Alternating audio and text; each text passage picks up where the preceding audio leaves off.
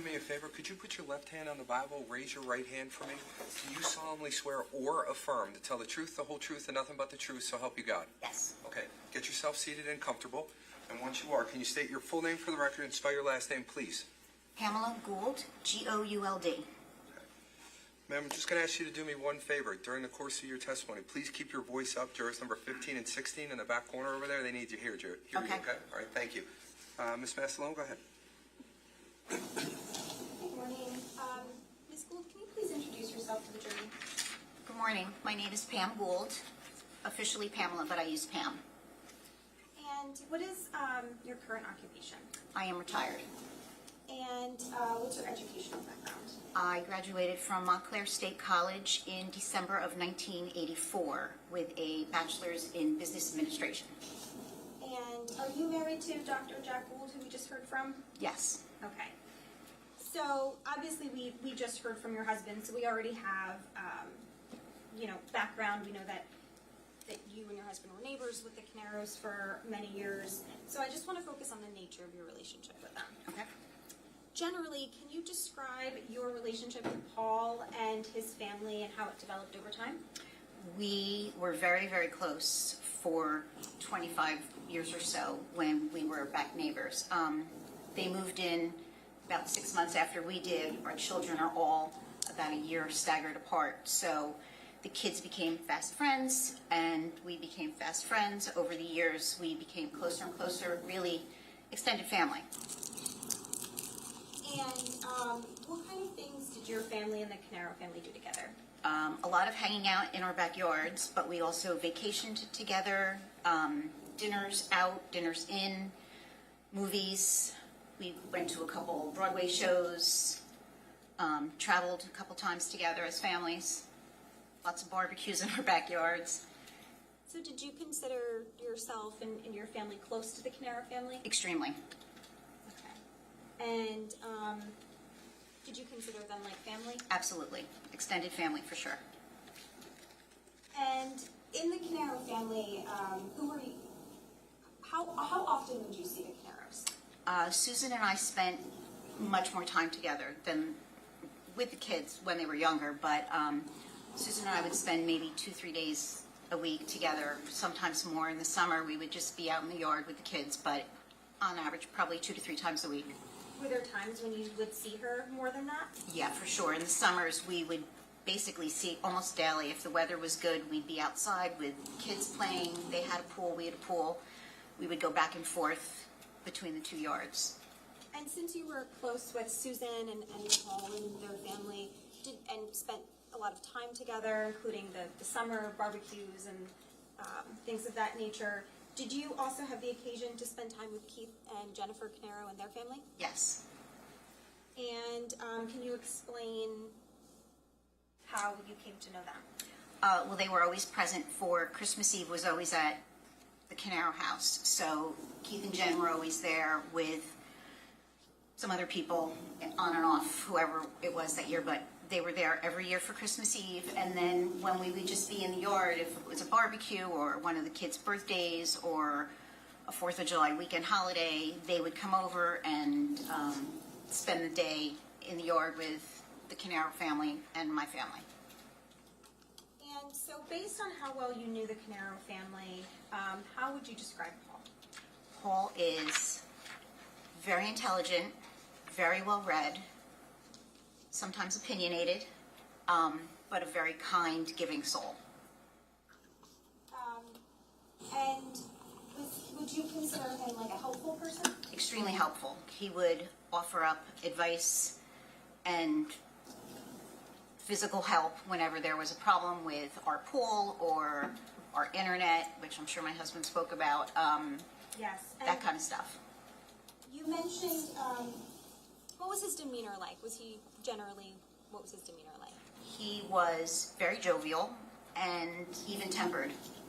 Even-tempered? Even-tempered, yes. Never saw him lose his temper, yell, scream, nothing like that.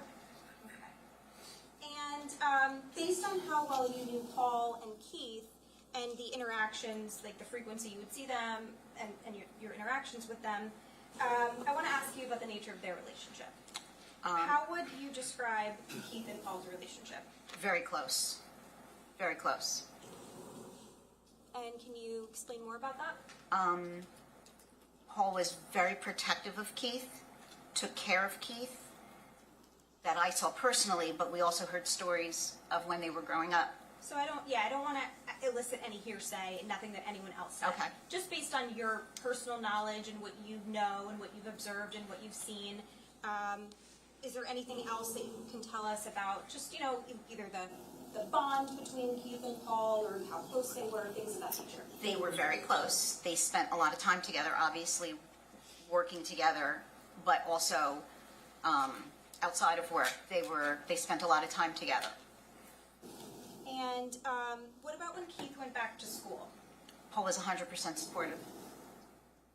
And do you have any knowledge of how Paul and Keith might typically handle disagreements with each other? I believe they talked them out, never saw anything physical. Sometimes it would get a little contentious or tense, but it was always hashed out, and then they would pick up where they left off, go get something for lunch or dinner, and have a laugh. And I also want to ask you about Paul and his relationship with Jesse and Sophia. How would you describe that? Paul loved those kids like his own, especially had a very close bond with Jesse. And when you say a close bond with Jesse, are you aware of any specific things that they would do together? I know they did lunch dates from time to time, and you could just see the bond when they were together. They would just connect. And are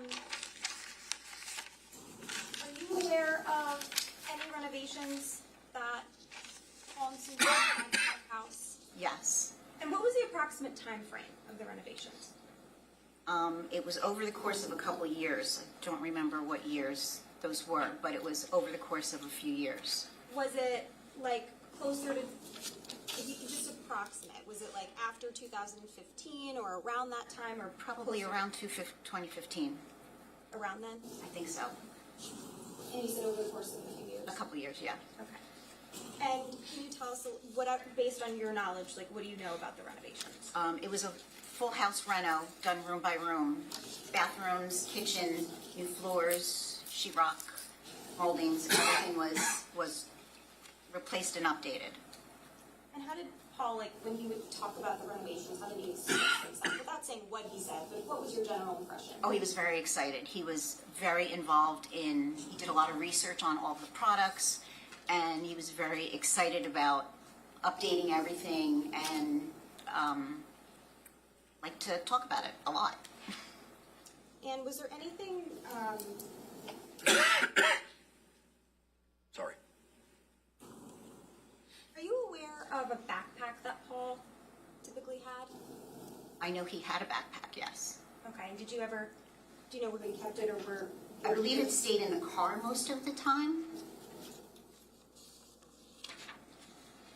And I want to draw your attention to November 19th of 2018.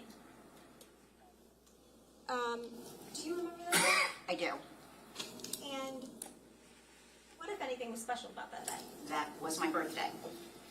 And did you do anything that day to celebrate it with anyone in the Caneiro family? Susan came over in the afternoon and we had a cup of tea. And do you know around what time that was? Probably around 2:30 or so till about 4:30. And to your knowledge, where was Paul at that time? He was sleeping. Okay. And do you know, to your knowledge, do you know why? Objection. Sustained. Out. Sorry. Come on up.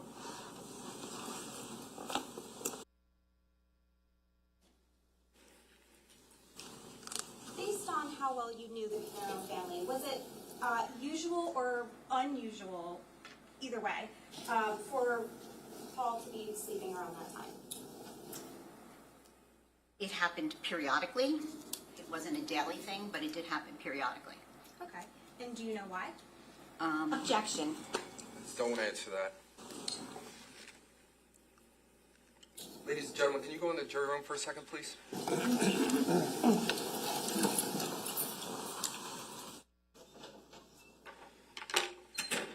Everybody can be seated. And so for the record, we're outside the presence of the jury. How do you know that he would be sleeping at times during the day? Susan would tell me. Right. And as to why he would be sleeping, how would you know that information? Susan would tell me that he was having a headache. Okay. All right. So that's all hearsay. I'm not going to allow those questions to be asked. So, Ms. Masalona, I had said it already at sidebar. We went back to it again. I'm ordering you not to do that, to go down that line of questioning now that we know for sure. We've heard the answer from the juror. So we will allow the direct to continue. I heard one go into the bathroom, so we'll just check that. As soon as they're not in the bathroom anymore, we'll bring them back out, okay? Yes. All right.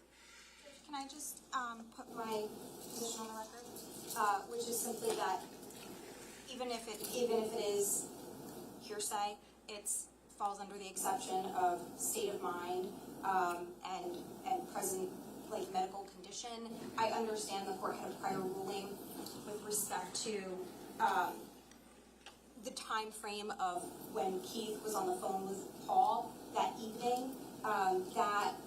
And the court had a concern, I guess, about the issue of reliability. But I think asking this witness generally over time why Mr. Caneiro would be typically sleeping at a certain time during the day, and referencing a medical issue, that was the reason, that there is an issue of reliability, because there's no reason for, that's the whole purpose of hearsay, is we don't want to elicit statements out of court that are unreliable, but this would be a reliable statement because we're just talking about generalities and over time, and this is earlier in the day. So I don't,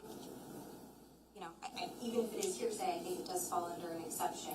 And that's there. Ms. Wallace, do you want to respond? If the statement submitted is hearsay, that doesn't fall under the state of mind exception because the state of mind would not be relevant to anything. It's squarely hearsay. The defense filed 1,000 motions over the summer that this could have been hashed out then. The state filed motions to bring in certain hearsay that were heard. The state's position is that this does not fall under state of mind evidence. Okay. Well, I'm not going to hold it against the defense for not bringing this out based upon certain case law that exists. However, I do agree that under the state of mind exception to the hearsay rule, I do not find this to be relevant to the circumstances here. I find that whether it's reliable or not, that's not the reason that the court is not going to be allowing this information.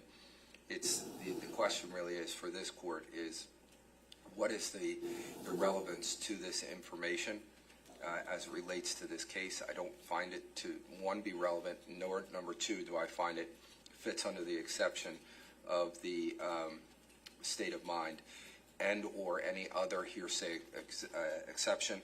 So therefore, I'm not going to allow that question to be asked. And ma'am, I'm going to also order you, now you're hearing me saying what I'm saying, you are not allowed to just elicit or just say that information. Okay. All right, because I'm saying right now that that information should not go before the jury, okay? Yes. All right, thank you, I appreciate that. So as soon as we have our jurors ready, we'll bring them back out. And I apologize to everyone for the little coughing fit I just had.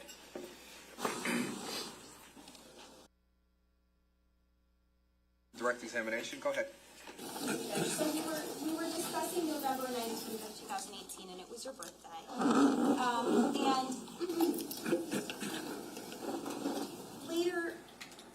Later that night, did you celebrate your birthday? Yes. Okay. And then what's the next thing that happened after that? Katie, Mr. Caneiro's daughter, called us at shortly after 5 in the morning to tell us that there was a fire at their house and we should get our dogs and get out of the house in case there was a chance of it jumping to our house. Okay. And did you see the Caneiro family at all that morning? I did not. Okay. And what was the reason for that? We couldn't get to them through the backyard because of all of the fire activity. We couldn't get around on the street side because it was all blocked off. And did Susan spend the night with you that night? Yes.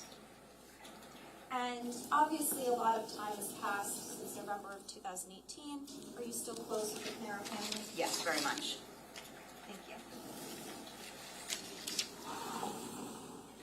Cross? Thank you, Judge. Good morning, Ms. Gould. Good morning. Just a couple of questions. You indicated that you would see Mr. Caneiro and interact with his brother and Jennifer and the kids on occasions? Yes. And I think you indicated that those would be, or maybe you didn't, but what kinds of occasions would those be? Christmas Eve always, and then if there was a birthday party for one of the girls, or a barbecue on the weekend, haphazardly, sometimes a holiday, sometimes just to have a barbecue. Okay, so it was on rare occasions that you would see them interact. Occasional. And it would be during happy times, right? Yes. Vacations, barbecues, things like that. Yes? Yes. Certainly, you didn't know how Keith Caneiro and the defendant interacted with one another when nobody was around. Is that correct? Correct. You weren't privy to any of their private communications, right? Private, no. Or their interactions over the phone? Personally, no. No. You were not present for any of their discussions regarding business, right? Not that I can recall. Or Just any of their disagreements? casual conversations, but nothing. You didn't know anything about any financial arrangements that they had, is that correct? Correct. You didn't know anything about the defendant's financial situation, is that right? Yes. He didn't confide in you about his finances or anything like that? No. And you didn't know about any escalating tensions between Keith and the defendant in 2018, did you? Objection. Go ahead, what's your objection? She's characterizing it as escalating, and that's argumentative. Okay, just ask it differently. Sure. Did you know anything about any tensions between Keith and his brother Paul in 2018? No. You weren't aware of any arguments that they may or may not have had, is that right? Nothing specific, no. You weren't aware of any frustrations that Keith may have had with his brother Paul, is that correct? Objection asked and answered as far as she's not aware of any of these private conversations. I'm going to allow it. Go ahead. I'm sorry, can you repeat? Sure. You weren't aware of any frustrations that Keith may or may not have had with his brother Paul, is that correct? Correct.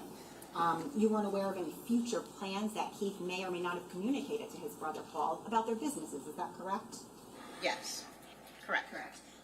And were you aware of any other financial situations with regard to the defendant being the trustee of an insurance policy? I do not believe I was aware of that then. Okay. And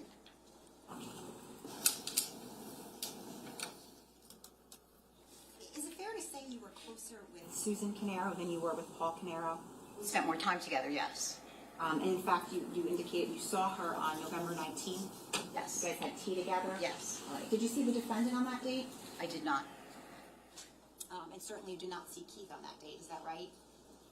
Correct. And you weren't privy to any phone conversations that the two of them may have had or may not have had, is that correct? Correct. You weren't privy to who was angry, is that right? Objection.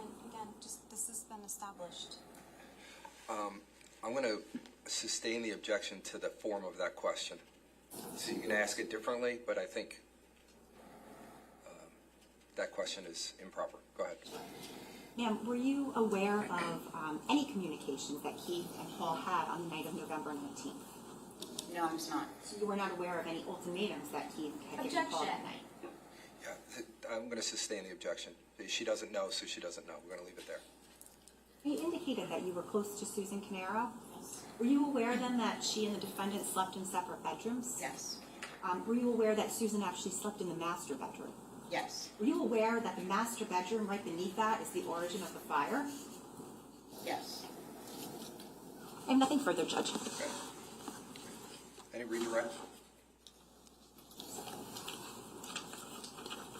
The summer of 2018, how often would you see Paul and Susan and their families? The summer of 18, probably 3 or 4 times a week. Okay, and how often would you see Keith and Jennifer and their kids? Over the course of that summer, maybe 3 times. Okay, and you also you mentioned holidays, right? Yes. Okay. And so, you've known the Caneiro family for how long? Since 1996, so 25 years at the time. Okay. And obviously, you didn't see Keith and Jennifer and their family as often as you saw Paul and Susan's family, right? Right. Okay, but did you see them, like, regularly? How often? A couple times a year, minimum. Okay. 3, maybe 4 times a year. And that's over the course of 20-something years? Yes. And did you ever, even if you weren't present with them, were there occasions where you would just learn things generally, without saying what you learned, just learn things generally about the family? Object. I don't know what. Come on.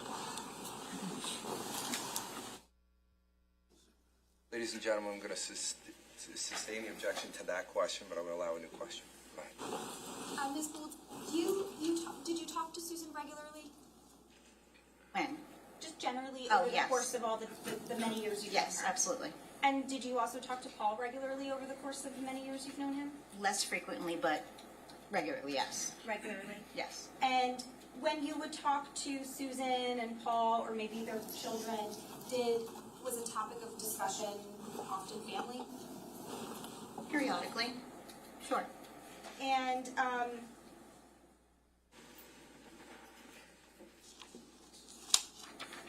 there were obviously a lot of questions about what you don't know, right?